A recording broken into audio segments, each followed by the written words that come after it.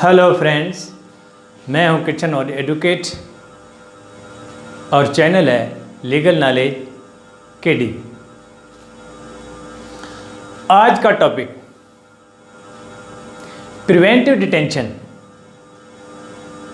और difference between article 22 of Indian constitution and article 10 of Pakistani constitution. तो पहले हम देखते हैं कि प्रिवेंटिव डिटेंशन क्या है।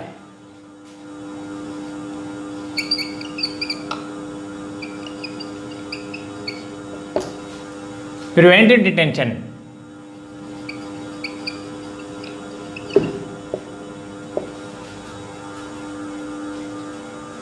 जब गवर्नमेंट ये फील करे या गवर्नमेंट एजेंसी को खतरा नज़र आए कि फला इंसान या पर्सन कहीं इलीगल एक्टिविटीज़ में मुलवस होने जा रहा है या कोई क्राइम कमिट करने जा रहा है या वो खतरा बनने जा रहा है, लॉ एंड ऑर्डर सिचुएशन के लिए, पब्लिक इंटरेस्ट के लिए या नेशनल सिक्योरिटी के लिए, तो उसको गवर्नमेंट अरेस्ट करती है। अरेस्ट करने के बाद उसको डिटेन करती है इस मकसद के लिए कि वो जो इलीगल एक्टिविटीज़ में मुलवस होने जा रहा है वो या कोई क्राइम कमिट करने जा रहा है तो उसको रोकने के लिए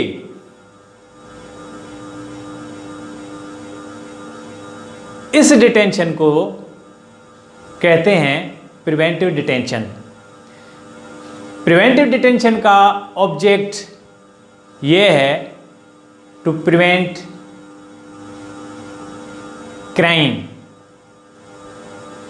या टू प्रिवेंट इलीगल एक्टिविटीज़ या जो भी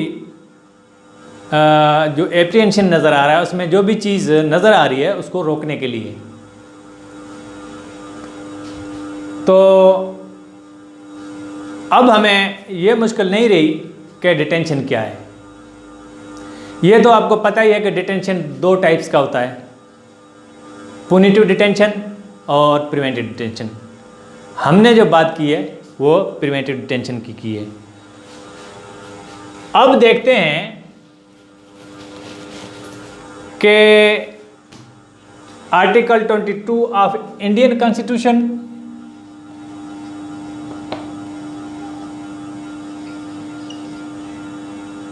इंडियन कॉन्स्टिट्यूशन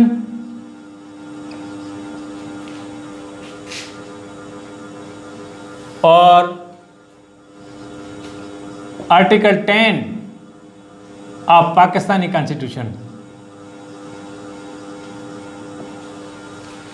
इनमें क्या फर्क है?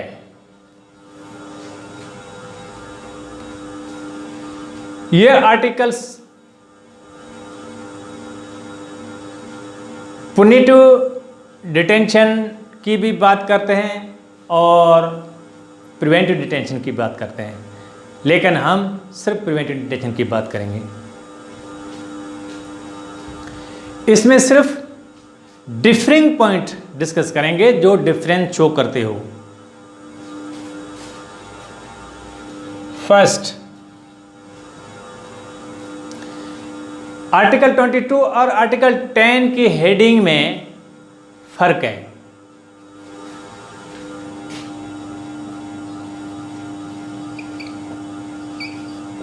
हेडिंग, आर्टिकल 22 का हेडिंग है protection against arrest and detention in certain cases। Protection against arrest and detention in certain cases. Article 10 का हेडिंग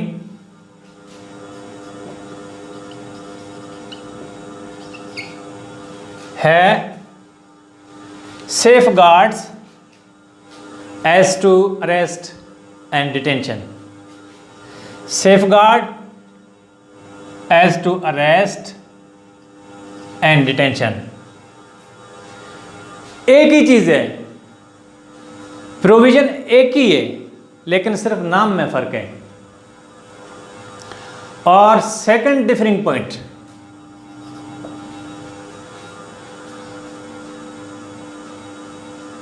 आर्टिकल 22 या आर्टिकल 10 का क्लास 4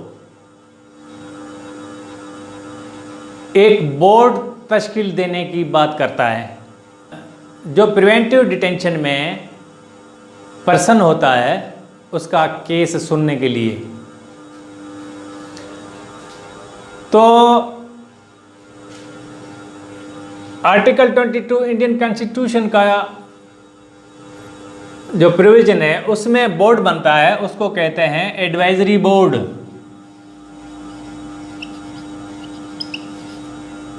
एडवाइजरी बोर्ड।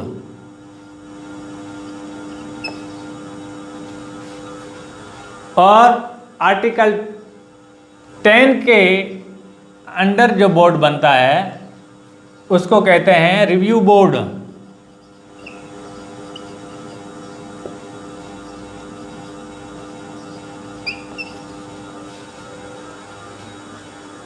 फंक्शन दोनों का एक ही है, एडवाइजरी बोर्ड और रिव्यू बोर्ड का। नेक्स्ट पॉइंट, थर्ड, ये जो बोर्ड तश्कील दिया जाता है ये प्रेजेंट या रिटायर्ड जजों पे मुश्तमिल होता है। ये मेंबर्स जो लिए जाते हैं बोर्ड बनाने के लिए वो या प्रेजेंट जज हो या रिटायर्ड जज हो। लेकिन थोड़ा सा फर्क है। आर्टिकल 22 के अंडर जो बोर्ड बनता है उसके या उसके प्रोविज़न के मुताबिक उसमें मेंबर प्रेजेंट या रिटायर्ड जजों में से लिए जाते हैं, लेकिन वो पर्सन भी लिया जाता है। अगर कोई इंसान क्वालिफाइड है जज बनने के लिए तो उसको भी मेंबर लिया जा सकता है। तो ये डिफरिंग पॉइंट है। इसमें जजेस होते हैं प्रेजेंट और रिटायर्ड, और प्लस में वो पर्सन होते हैं जो क्वालिफाइड हैं जज बनने के लिए। लेकिन आर्टिकल 10 में ऐसा नहीं है। इसमें सिर्फ जजेस होते हैं प्रेजेंट और रिटायर्ड। आर्टिकल 22 में 7 क्लास हैं।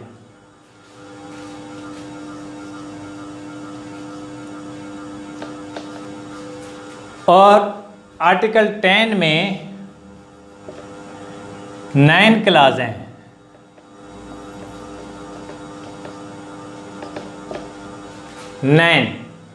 No class.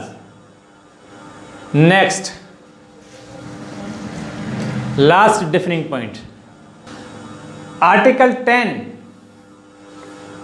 उसका क्लास 8 ये रिव्यू बोर्ड को ये पावर देता है कि डिटेन्यू उसकी फाइनेंशियल पोजीशन को नज़र में रखते हुए उसकी फैमिली के लिए एक अलाउंस फिक्स किया जाए। लेकिन ये आर्टिकल 22 में नहीं है, इसमें है।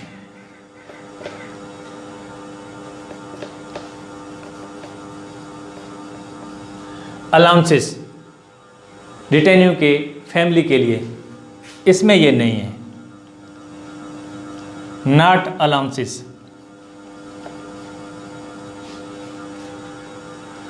तो मेरा ख्याल है अब ये मुश्किल नहीं रही कि हमें difference between article 22 of Indian constitution and article 10 of Pakistani constitution का जो है वो समझ में नहीं आए। तो चैनल को subscribe. Thank you so much to all of you for watching.